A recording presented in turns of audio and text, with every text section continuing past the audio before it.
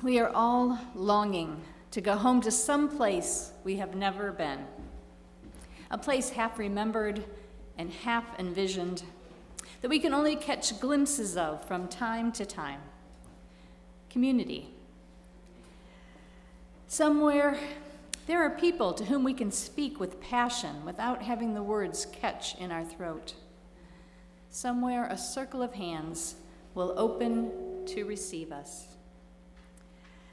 Someone where eyes will light up as we enter the room, and voices will celebrate with us when we come into our own power. Community means strength that joins our strength to the work that needs to be done. Arms that hold us when we falter, a circle of healing, a circle of friends, somewhere that we can be free. Thus ends the reading.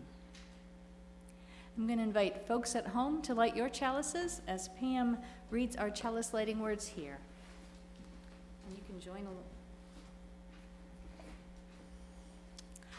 The members and friends of the Unitarian Church of Hinsdale promise each other to listen and learn together with compassion, curiosity, and an open mind, stay engaged and participate to create a warm, welcoming, and financially healthy church community.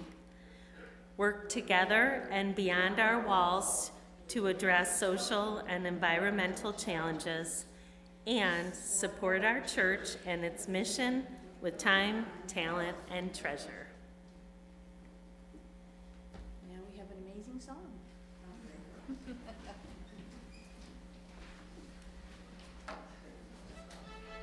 Well, I'm putting it before.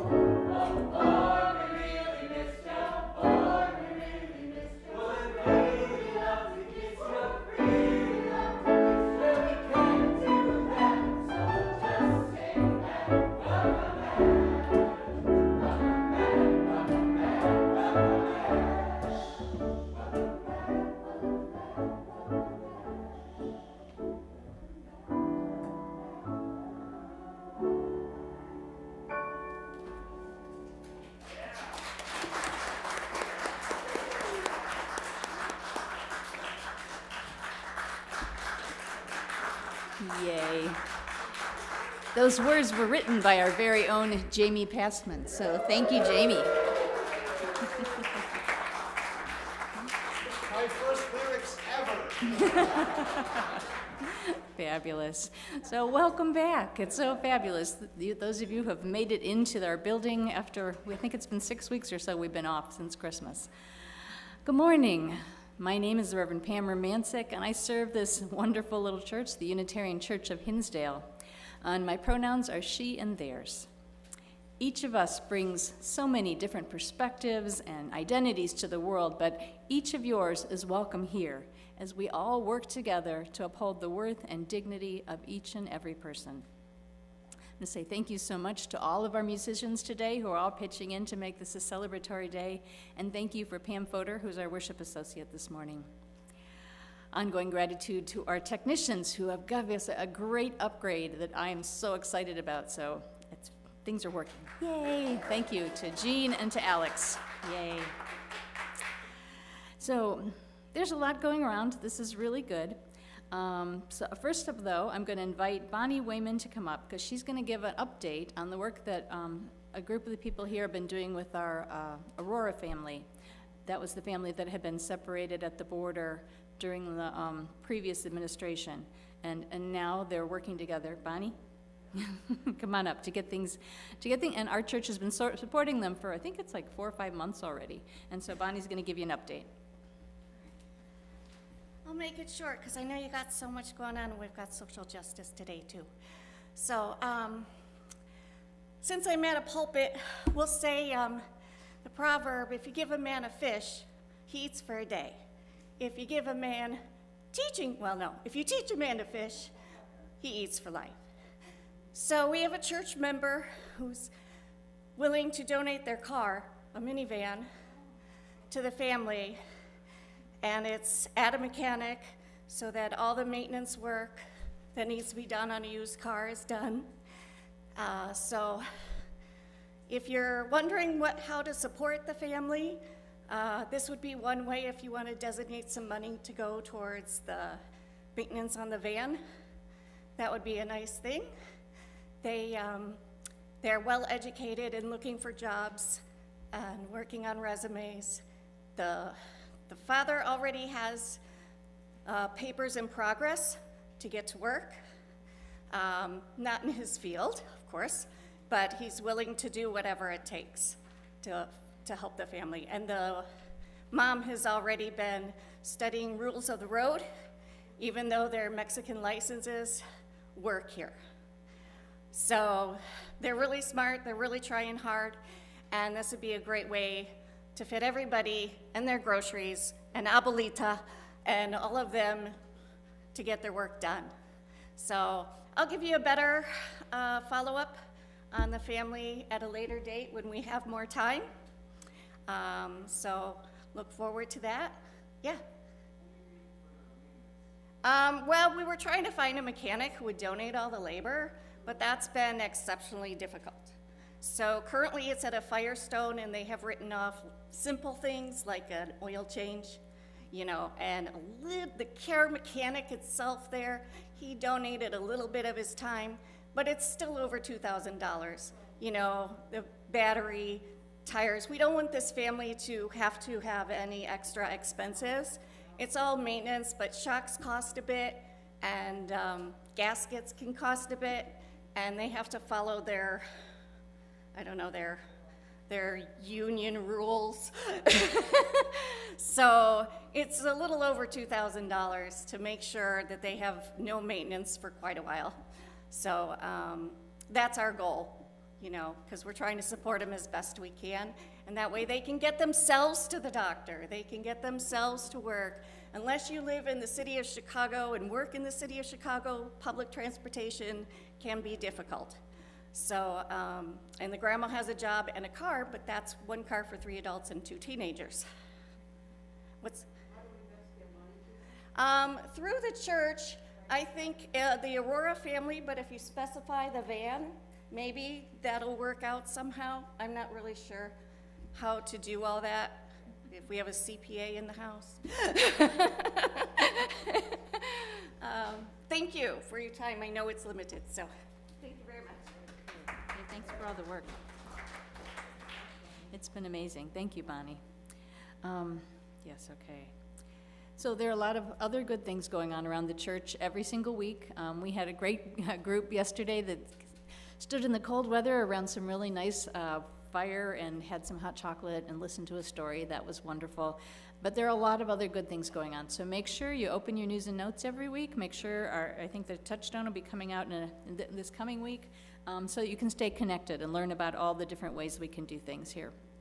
A little bit later in the service today, you're gonna get a piece of stationery that you're invited to write a love letter on your stationery. And the love letter can be to the church. The love letter can be to somebody here in the church. The love letter can be to somebody that you have loved that has passed away. The love letter could, whatever you want to express that you would like to share. And then you will be invited to come up, and any of the ones that you want to leave here, we're going to have you post them on our big heart board.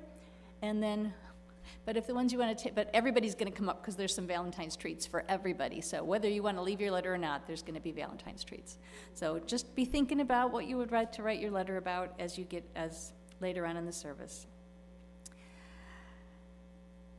Let's see.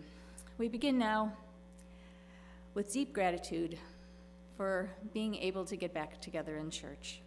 We begin by listening for the spirit of wisdom and for the joy of connection. We begin by celebrating this faith home that invites us to step every day into our whole and holy selves. Let our worship now begin. We're going to start with a story that I read to my children many times, but I didn't think I could make it through reading it, and Pam, I knew she could never make it. So I found... I'm not even going to watch the video. So we're just going to watch someone else read it for us. Our story today is Love You Forever, written by Robert Munch and illustrated by Sheila McGraw. A mother held her new baby. I'm not sure why. Slowly Yeah. rocked him back and forth, back and forth, back and forth. And while she held him, she sang, I'll love you forever, I'll like you for always.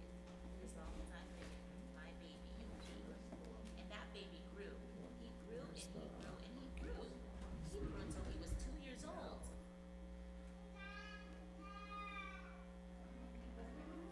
Yeah, sec here.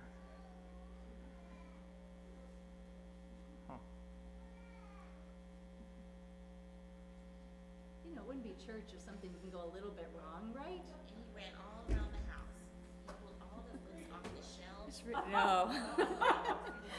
I didn't even bring the book because I knew that wouldn't be possible. Oh, Sometimes his goodness. mother would say, this kid is driving me crazy. But at night, when the 2-year-old was quiet, she opened the door to his room.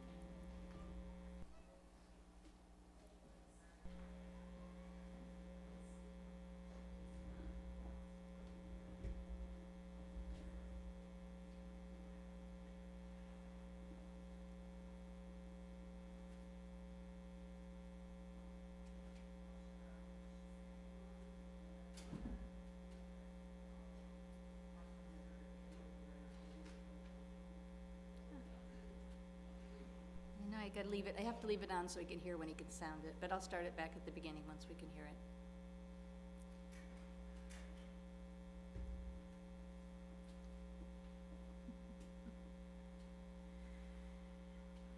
Maybe it's God's way of saying I shouldn't make you cry today, who knows?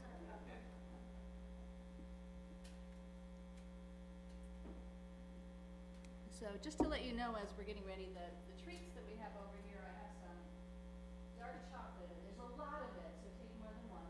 And in case you can't eat any sweets, I've got some veggie straws. That might be okay. And there's also some bubble necklaces, so if there's no sweets in your house or whatever, you can take a bubble necklace. So we have some treats for everybody, hopefully. We love this, don't we? But another thank you to our amazing musicians who sang that. Should we set it to go? Oh, it is going.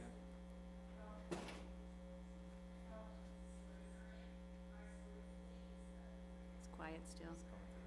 It's coming through the TV. Oh, shoot. Okay. Okay. Okay, yeah, that's a good idea. We're gonna turn it up through the TV. You'll be able to hear it. Okay, one more time. It's on max. All right, folks. Well, you know, it's just too loud. I mean, it's just quiet. It's a beautiful story, and sometime in the future, you will hear it. It's a beautiful story about a mom loving her child, which I think most of us can relate to. We will move from that thing to a place of gratitude, and I'm still so grateful for the people that can run up here and do that when I cannot. As part of our gratitude moment each week, we're celebrating an unsung hero in our congregation who has offered their time and talent to create a world that is safe and just and beautiful for every single person. This Sunday, the person that we're saying thank you to is Debbie Daniel Wayman. She offers her time and her resources in creating the fair trade table downstairs during the winter and colder months here. She shares her profits with the church and says it's a win-win because it helps people around the world make a decent living while it contributes to our budget here at UCH. Deb has been involved in many, many areas of the church over the years, most recently serving on the Committee on Shared Ministry and helping with the Spiritual Book Club. So if you see Deb, and you will because she's downstairs, tell her thank you. And if you have somebody that you would like to thank, please send me their name and just a few sentences about why you think it's important that we thank them on a Sunday morning here at church. Anybody who have anything they want to say thank you for out loud right now, you're welcome to call it out. Any special gratitude on your heart. All right, I'm grateful for each and every one of you. Now, if people are at home, you can type something that you're thankful for on the chat box. Out of a place of gratitude and fullness, we bring our gifts to this church community. We work here all together to make the world just a little bit better place. And now is the time when we share from our own blessings to help that good work go on.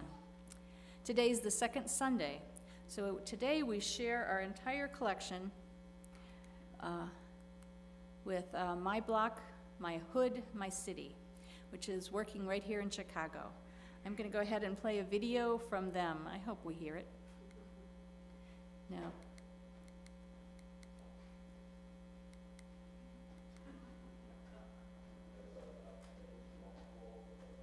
Now again, do we have an idea? This is turned way down.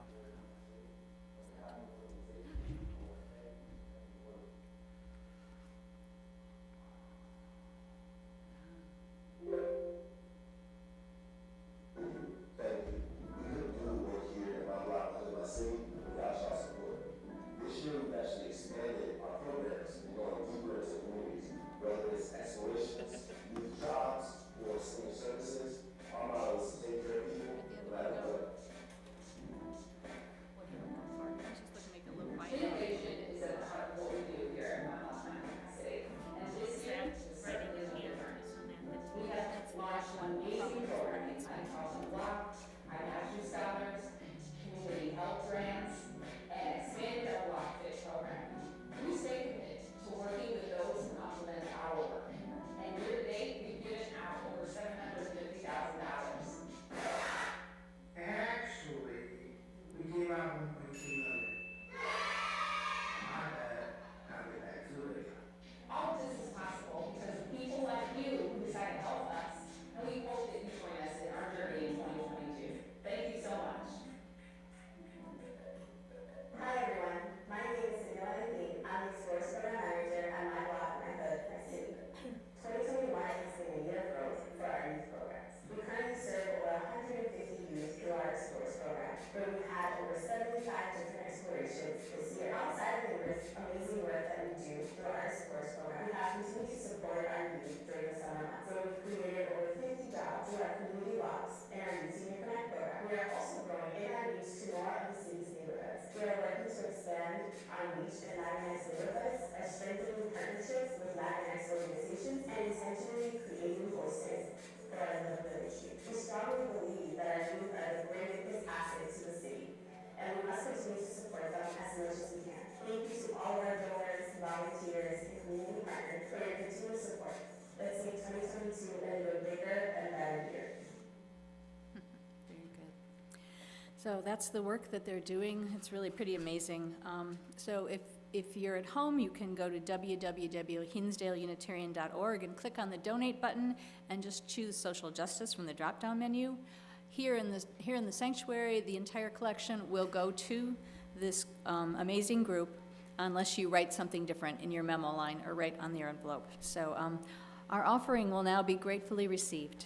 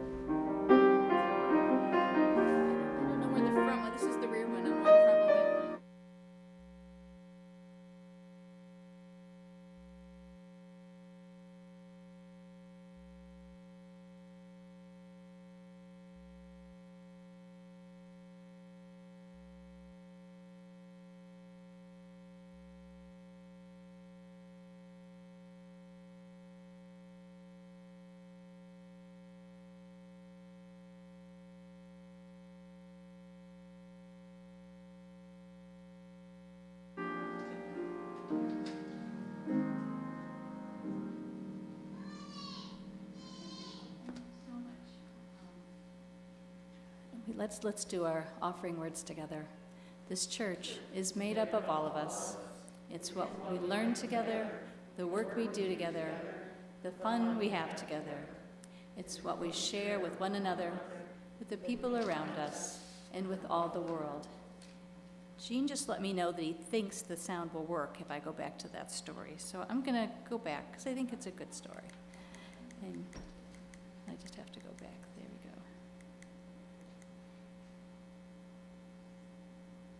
Today is Love You Forever, written by Robert Munch and illustrated by Sheila McGraw. A mother held her new baby and very slowly rocked him back and forth, back and forth, back and forth. And while she held him, she sang, I'll love you forever, I'll like you for always. As long as I'm living, my baby you'll be. And that baby grew. He grew and he grew and he grew. He grew until he was 2 years old, and he ran all around the house. He pulled all the books off the shelves, he pulled all the food out of the refrigerator, and he took his mother's watch and flushed it down the toilet. Sometimes his mother would say, this kid is driving me crazy. But at night, when the 2-year-old was quiet, she opened the door to his room, crawled across the floor, looked up over the side of the bed, and if he was really asleep, she picked him up and rocked him back and forth, back and forth, back and forth.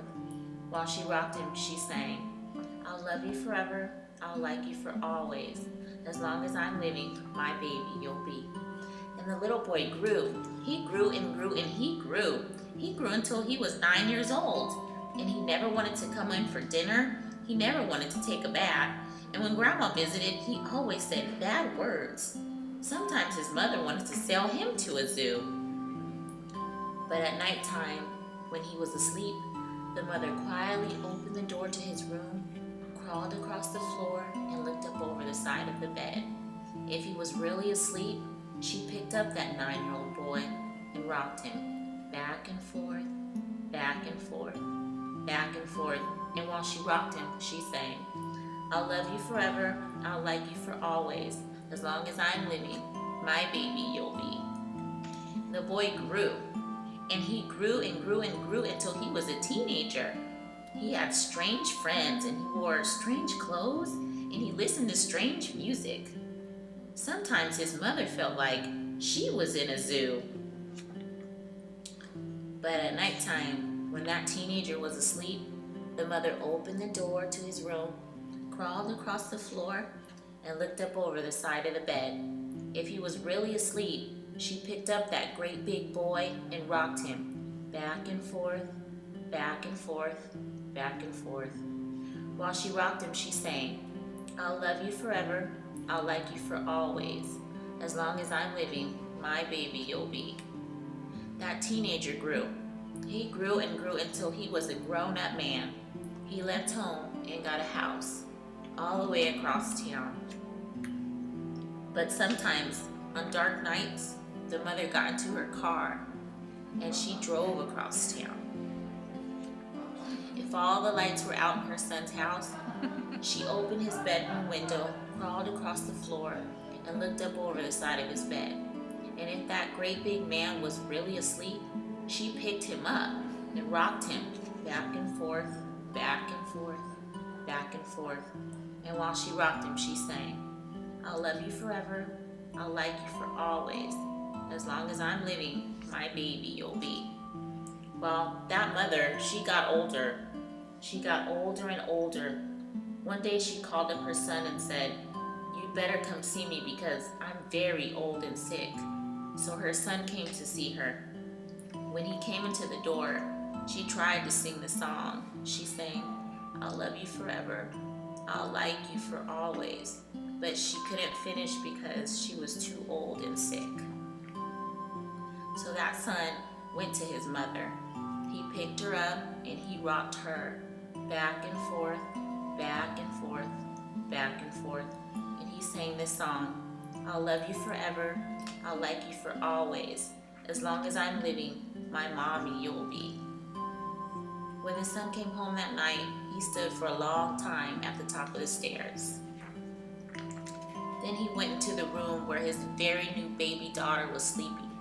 He picked her up in his arms and very slowly rocked her back and forth, back and forth, back and forth. And while he rocked her, he sang, "I'll love you forever, I'll like you for always. As long as I'm living, my baby you'll be." That was Love You Forever, guys. Thank you so much for listening and coming and visiting me at Storytime. A big deep breaths in and out. For me, that love that fills your heart. The fun part is that now Pam has to read. But we'll move on ahead to her reading. There we go. I can't figure out. There we go. I didn't listen. This reading is 15 years later, I See How It Went by Rosemary Watola Tromer. They say you fall in love with your child the moment you first hold them. The cord just cut, still covered in blood and vernix. I held the strange being just arrived from the womb and felt curious, astonished, humble, nervous, but I didn't feel love. That didn't come till later. Came from holding him while he was screaming, waking with him when I wanted to sleep, bouncing him when I wanted to be still. Love grew as my ideas of myself diminished. Love grew as he came into himself. Love grew as I learned to let go of what I'd been told and to trust this emerging form, until I couldn't imagine being without him, until I was the one being born. Thus ends the reading.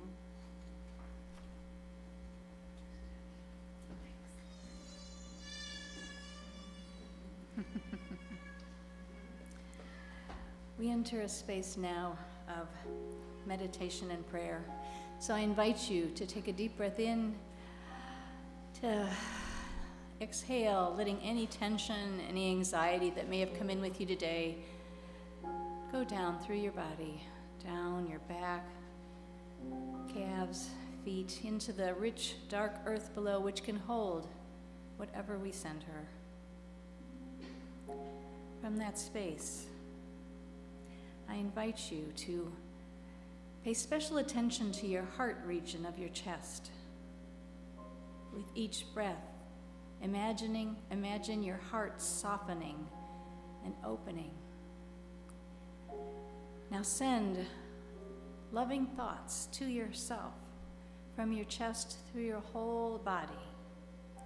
Send loving kindness from your heart region to the top of your head, to the bottom of your feet, and everything in between. And as you're sending those thoughts, say aloud in your head, say, may I be happy. May I be at peace.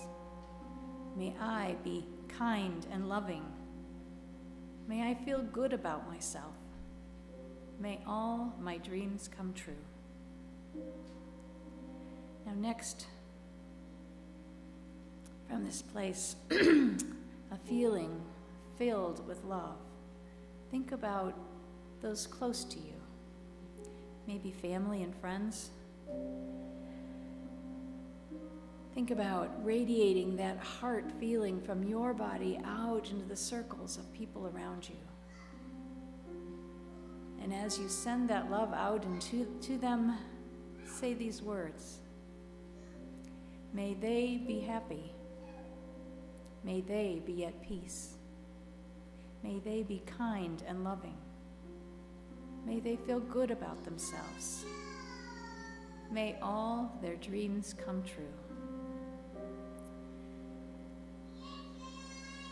And as we extend that love out into the world, extend it to one more bigger circle, a circle that envelops the entire earth and all the beings, for our church, for the state, for the country, for the continent.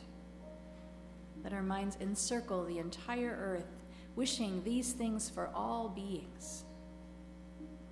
May all beings be happy. May all beings be at peace.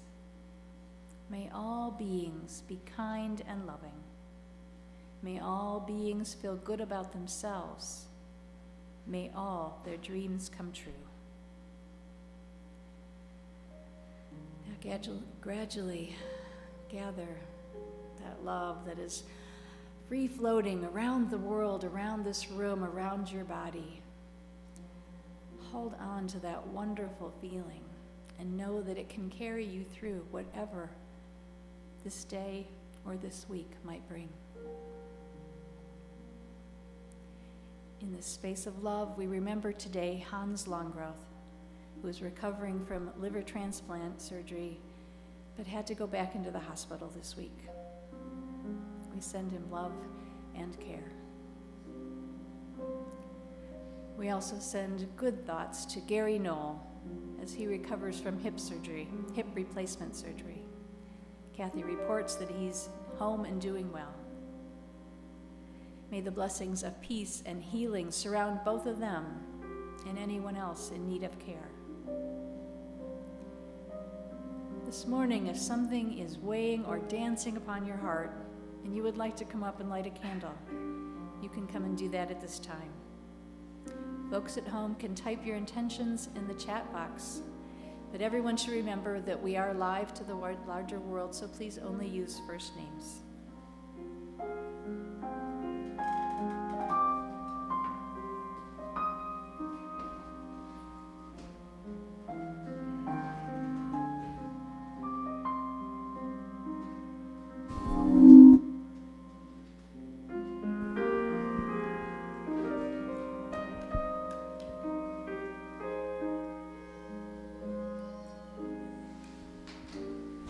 All right, so Ben is one of the ushers today that you saw walking around, the kid with the long hair. And a couple days ago, January 30th, was his 15th birthday. So you just embarrass him by telling him happy birthday.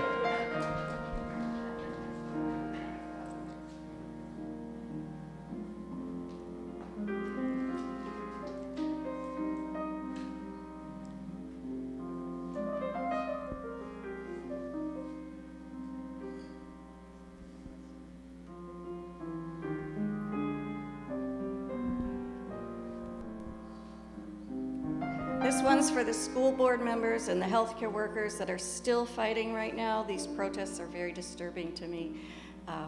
This virus is our enemy, and I want all the kids to be healthy and the adults to be healthy, and school board members shouldn't have to go either, and neither should healthcare workers.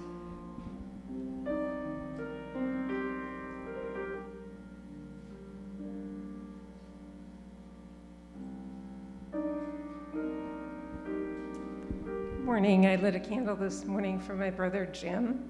My brother has been teaching in Africa for the last 14 years. The last 3 years he's been in South Sudan, and he's leaving his career in Africa and coming back to the U.S.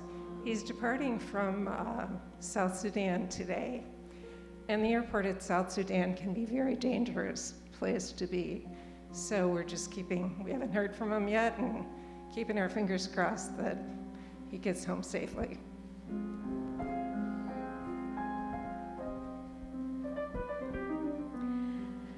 Thank you so much. We light our 3 final candles. One is for all those intentions which are too tender to be spoken aloud this morning. One is for our nation and our leaders, that we can remember what we have in common and where we live and work together to make this a better place for everyone. And then finally, for this church community that walks with us through all of our sadness and our joys and helps us get through life.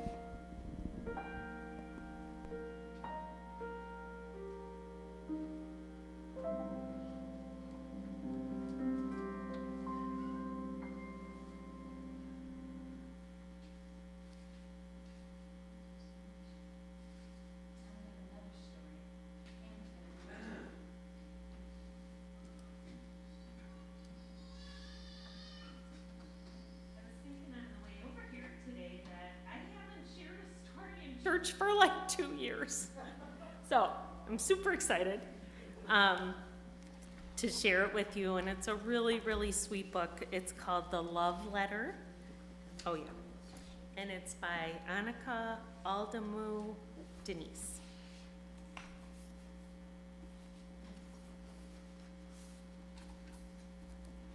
Hedgehog was late. He did not like being late. It further frazzled his already prickly mood. He'd been grumbling about it to the ground when he spotted something unusual. It was not an acorn or a leaf or any of the ordinary somethings he came across on his daily walk. It was a letter. This wasn't just any letter. It was a love letter. Friend, you are a joy, a light, a secret hope, a safe good night, a face that shines just for me. When you go, I miss you so. Don't you know I love you? My word, said Hedgehog, someone loves me. Then he tucked the letter into his backpack and went on his way. Bunny and Squirrel were already in the meadow. Squirrel was busy gathering acorns, while Bunny busied himself with a nap. Normally, Hedgehog liked to get there first, but today he had a love letter, and he was feeling oddly cheerful. When Bunny beat him at leapfrog, when Squirrel asked to share his lunch, and when Bunny wanted a friend to walk her home, he felt delighted. Hedgehog is being oddly cheerful, thought Bunny. She wasn't in the habit of hugging Hedgehog, but today she gave him her best bunny squeeze.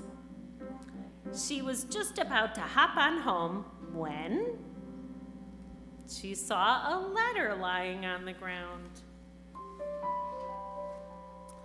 Friend, you are a joy, a light, a secret hope, a safe good night, a face that shines just for me.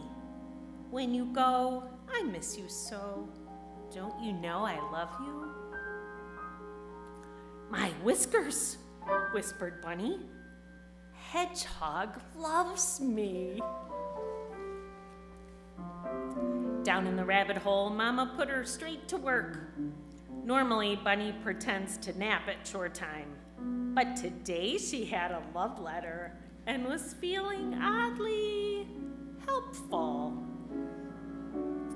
When Mama said peel the parsnips, perfect. When Sister said set the table, surely. And when Papa said sweep the floor, splendid. After supper, she hopped along to Squirrel's house. I brought you some more acorns, said Bunny. Bunny is being oddly helpful, thought Squirrel. Before he could say thanks a bundle, Bunny overturned her apron of acorns onto the pile. Ugh, Squirrel's neatly stacked acorns came tumbling down. Bunny should be less of a busy bunny, sighed Squirrel. Then he spotted something unusual among the acorn scatter. Guess what it was? It was a letter. Friend, you are a joy, a light, a secret hope, a safe goodnight, a face that shines just for me. When you go, I miss you so. Don't you know I love you? Aw, nuts, said Squirrel. Bunny loves me. Normally, messiness made Squirrel anxious. But today he had a love letter, and he was feeling oddly carefree. When Mama splashed soup on his napkin, slurp. When Papa left wood shavings on the floor, scoop. And when Squirrel's teddy bears were not in size order, snore. The next morning, Hedgehog, Bunny, and Squirrel bundled up and headed out to the meadow. If I do not show, Bunny will miss me so, said Squirrel. If I do not show, Hedgehog will miss me so, said Bunny. If I do not show, I might never know who sent me this love letter, said Hedgehog. No one said a word at first. The letter that had made Hedgehog cheerful and Bunny helpful and Squirrel carefree suddenly made them all shy. Squirrel gathered the courage to speak first. Bunny, he said, pulling the love letter out of his backpack, I may not have your gift for words, but... My letter, said Bunny, snatching it up. My letter, cried Squirrel, grabbing it back. My letter, insisted Hedgehog, stealing it away. And on it went, snatch, grab, steal, bicker, until... Look what you've done, said Bunny. You ripped it, said Squirrel. Did not, did to, did not, did to. Excuse me. Was that my letter? Asked Mouse. Your letter, said Hedgehog. I'm not sure. What did it say? It said, friend, you are a joy, a light, a secret hope, a safe goodnight, a face that shines just for me. When you go, I miss you so. Don't you know I love you? You wrote the letter, said Bunny. But who is it for? The moon, said Mouse. Why does the moon need a love letter? Asked Hedgehog. Because I'm a small mouse in a dark forest, and the moon is my very good friend. Don't you have a very good friend? Hedgehog, Bunny, and Squirrel looked from one to another. They were good friends. Friends who shared their lunch and walked each other home and gave hugs and brought acorns. Ugh, this was all a terrible mix-up, said Hedgehog. The love letter never really belonged to any of us, added Bunny. We shouldn't be arguing over something we never had, Squirrel sighed. Mouse looked at their long faces. When you thought the letter was for you, how did you feel? She asked. Cheerful, said Hedgehog. Helpful, said Bunny. Carefree, said Squirrel. And? Asked Mouse. Loved. Then I'd call that a wonderful mix-up, said Mouse. The end.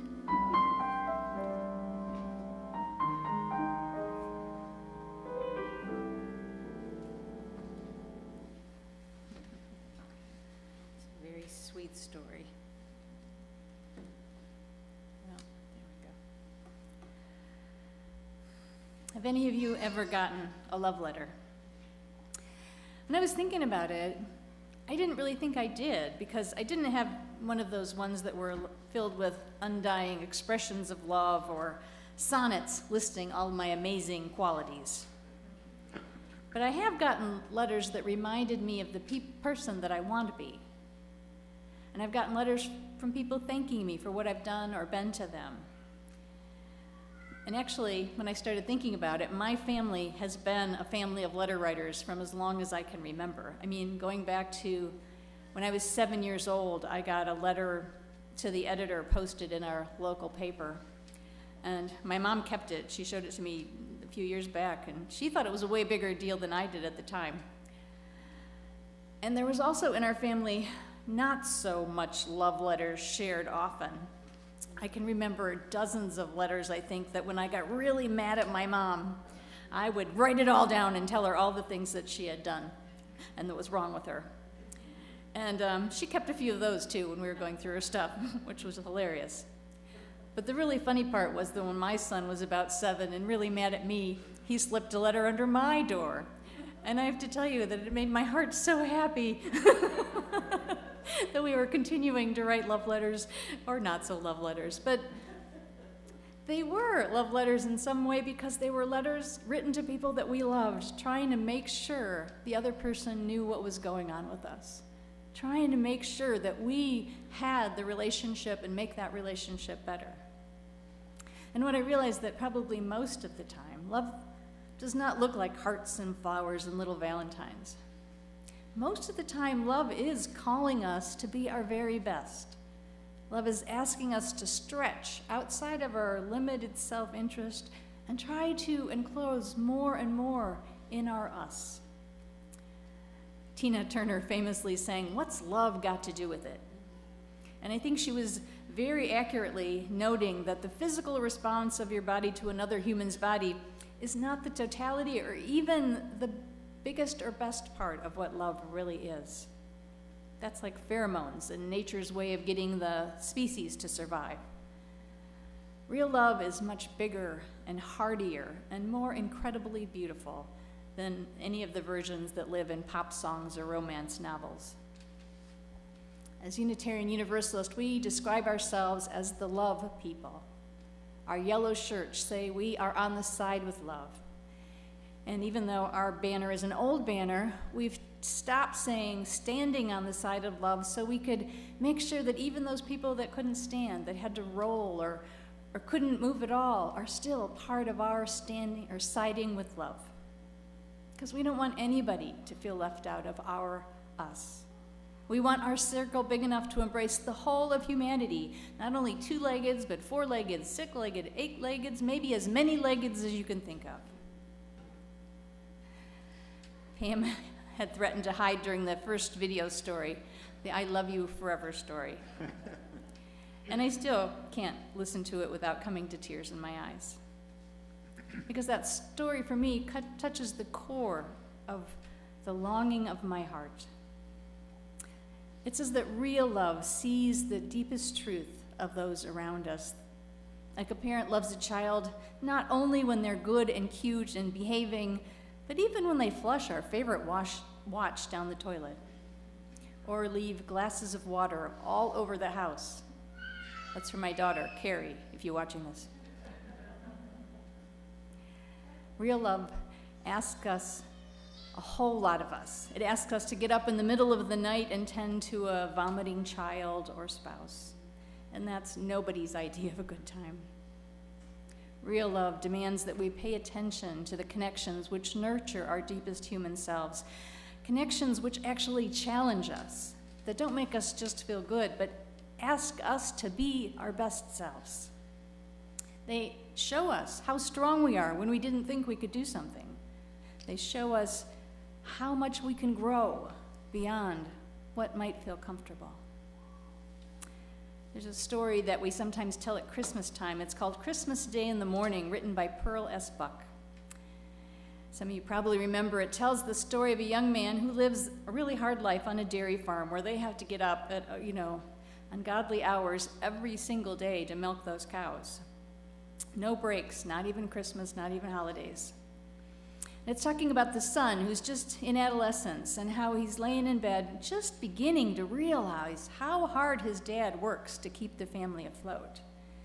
And so he's laying in his bed on Christmas Eve, and he suddenly thinks that that tie that he bought for his dad maybe didn't quite cut how much he wanted his dad to know how much he appreciated him. So he set his alarm for even earlier than he was supposed to get up. And in the middle of the night, he snuck out to the barn, milked all the cows, put the milk away, and he climbed back into his bed just bare minutes before his dad knocked on his door and said, "Hey, it's time to get up." And I'm going to use Buck's words to continue the tale. He writes, back in his room, he only had a minute to pull off his clothes in the darkness and jump into bed before he heard his father getting up. He pulled the covers over his head to silence his fast breathing.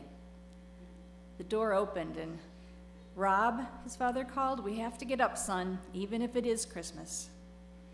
"All right," he said sleepily. The door closed and he lay still, laughing to himself. In just a few minutes, his father would know. His dancing heart was ready to jump from his body. And then he heard, "Rob!" "Yes, Dad?" His father was laughing, a queer, sobbing sort of laugh. "Thought you fooled me, did you?" His father was standing by his bed, feeling for him and then pulling the covers away. He said, "It's Christmas, Dad, it's for Christmas." He found his father and clutched him in a great big hug. Felt his father's arms go around him. It was dark and they could not see each other's faces. But his father said, "Son, I thank you. Nobody ever did a nicer thing." This one gets me too. Real love does that, doesn't it? It grabs your heart. It puts that lump in your throat. It fills up some long-forgotten space covered up with years of being practical and logical and trying to do the right thing. And love breaks through all of that and just fills us up. You've had your papers. I don't know whether you've had time to write your love letters now, but you can either finish them up now. You could write to someone in your life who might need to get a love letter. You could write to the church, saying what you appreciate about the church. And if you write that, then you can stick it up on our board right there. You can write somebody who's passed. You can write to a tree. Whatever your heart is full of today, write that love letter. And if you've already done that, I'm going to invite you to come up and place it on our board and take one of our gifts for you to take home today. So we'll start that now. We'll ask Jamie to play something lovely.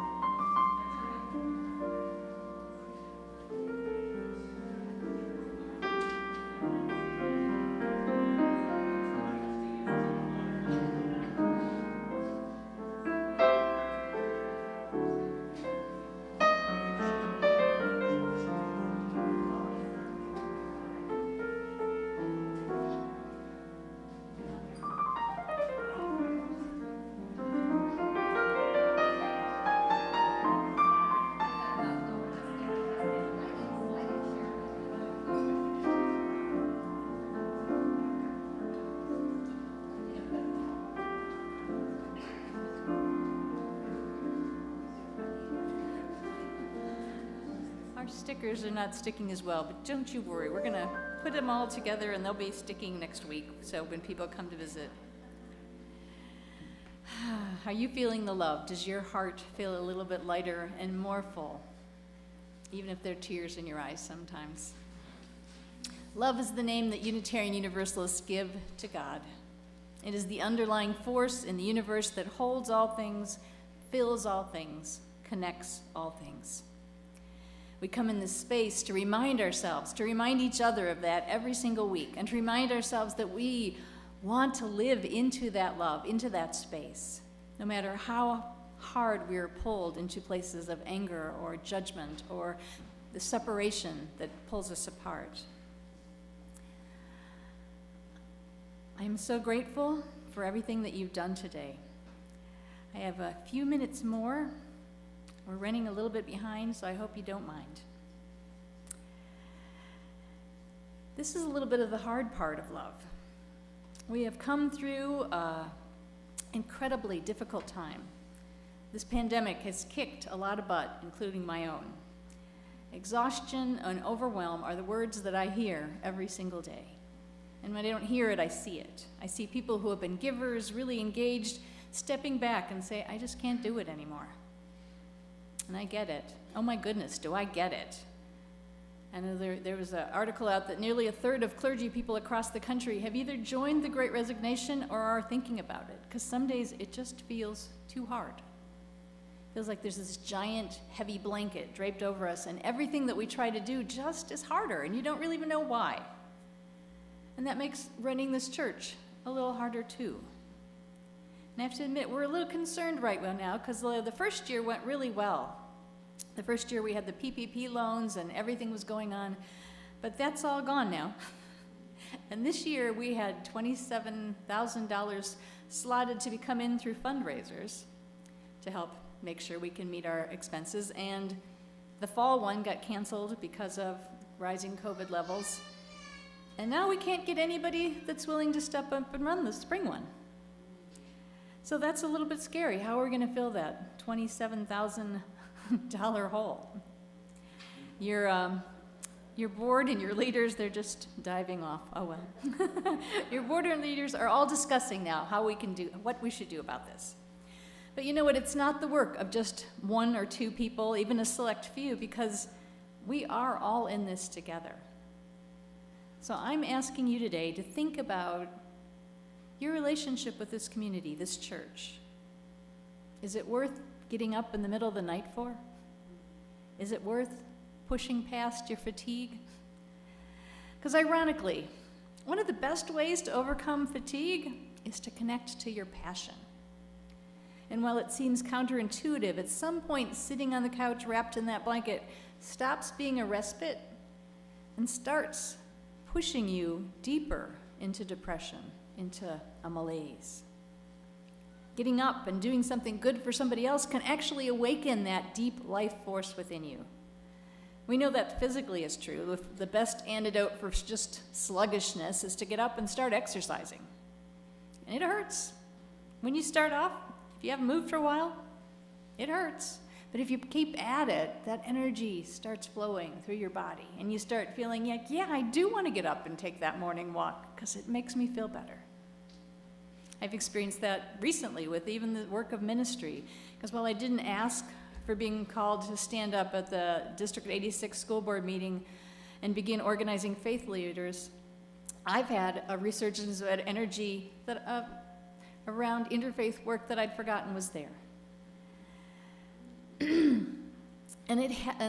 Also, the places in this church where the energy has stayed the highest have been the places where people are reaching out and supporting each other. So in our social justice circles, and in our wise elder circles, and in our spirit and place circles, all the places where people are giving of themselves to make the world a little bit better, that's where the energy has stayed high. That's where people show up. So I'm going to ask if you can imagine past the overwhelm and fatigue and wonder, how can I light that sparkle that still burns in there somewhere? How can I light that by taking my energy and my joy into this community? What can I do? You know, And I'm not asking the same 20 or 30 people that do everything. Probably you're all here in church today. I'm asking the folks that are here and that like this community and that get a lot out of it and just always feel like, well, I'm too busy. Because we're all too busy. Every single one of us is too busy. But when you reach out, it was a lesson I learned as a very young mother when I was in my 20s at my church. I finally figured out that when I showed up at that rummage sale and worked at it, when I showed up at church and did whatever they were asking, suddenly I met all these people. Suddenly I created this community that I didn't have before. And that fed me way more than what it took from me to get up early and show up or whatever it was asking me from that time. So know that if you've put in your 50 years of supporting this church, I'm not talking to you today. Rest and relax. If you have, issues that you really cannot get beyond, I'm not talking to you. We love you. Showing up, being here, bringing yourself is all you need to do. But if you could do just a little bit more, please think about what it might be to get up. You don't even have to get up in the middle of the night. Look at that. You just have to say, yeah, I would like to create that energy. I would like to get that flow going. I would like to turn this tiny sparkle with me into a bright and glowing flame. And we know that all of that flame is contagious, and that we reach out and offer it to somebody, they reach out to somebody else, and how that just creates a beautiful flow of energy throughout not only our community, but throughout the world. This church is made up of all of us, and love is the spirit of this church. Real love, strong love, hearty love, the kind of love born of connection and reciprocity, the kind of love that fills your heart, sometimes so much that it makes you want to cry. And I'm really not worried at all about what's going to happen, because I know you, and I know that whatever comes up, we're going to pull together and we're going to get there. When we put our hearts together, there is nothing we cannot do. Amen, and blessed be.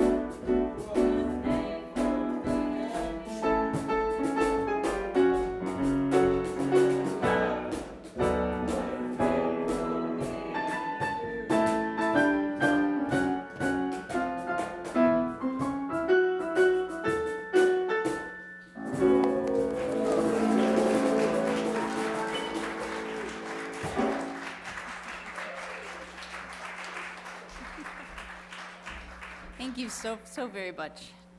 We're going to go to, Pam is going to read our chalice extinguishing words. We extinguish this flame, but not the light of its truth, the warmth of this community, nor the fire of our commitment. These we carry in our hearts and share with all the world. And our final benediction, before we get to the final words, is love. It's just from our love letter book. Friends, you are a joy, a light, a secret hope, a safe good night, a face that shines just for me. When you go, I miss you so. Don't you know? I love you. I'm going to play now the only song that doesn't have love in it today, but to me it's a song with pure love.